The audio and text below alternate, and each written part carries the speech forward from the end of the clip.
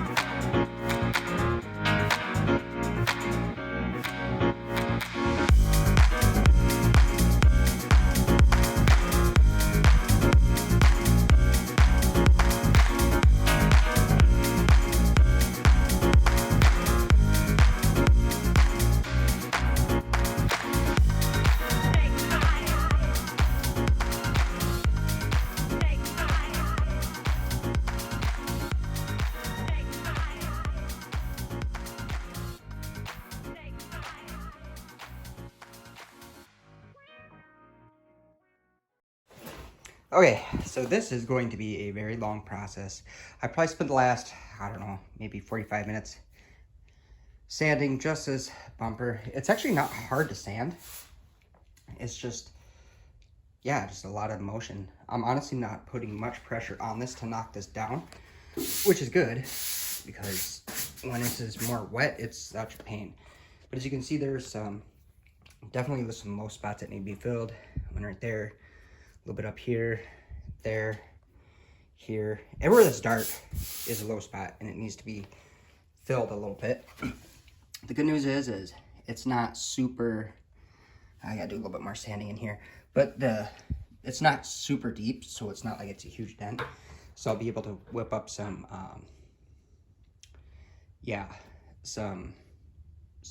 just a little thin coat on this, and then put that on. Some glazing putty is what I'm trying to say. So I'll probably just do that. So I'm gonna wipe this off, then I'm gonna put some glazing putty on it, and then I will probably call it a night. So let me do that. Let me get the glazing putty on it, and then I will be back. Okay, so I got the body filler on. She is not very pretty, but I ended up using just regular body filler. A couple of these were deeper, and then I used the glazing putty on the other parts, but we got this all done. A little bit down here, touched up, down there. There are some metal spots that sanded through. So what I'm gonna do is I will, after these are good and I sand all this down again and get it flat, then what I'm gonna do is I'm gonna go ahead and put that slick sand on, and then see how that goes. When I was getting some more putty and stuff today, actually a store by my house, they actually sell some of that, the high build primer. I forgot exactly the name, but I was talking to the guy and he said that the slick sand, it's good stuff, but it doesn't shoot as good as the, it's an Evercoat product. I forgot the name of it, but it's another high build primer that to use. So I will actually be using the gallon and a quart that I do have of the slick sand, and then after that I'll be switching. So I'm gonna go ahead and let this dry, and then tomorrow I will be coming back out and sanding this down, and then hopefully getting some more primer on those spots. So all right, I'll see you guys. Alrighty, so I am back here, and I had all the body filler. I sanded it down smooth, and that actually looking really good. It's hard to see, but it is super smooth. And then what I did is I just came back with another little bit more glazing putty. There were just a couple little pinholes and stuff that I just wanted to fill in that I just kind of missed, or that I just didn't fill enough. So that's where we're at.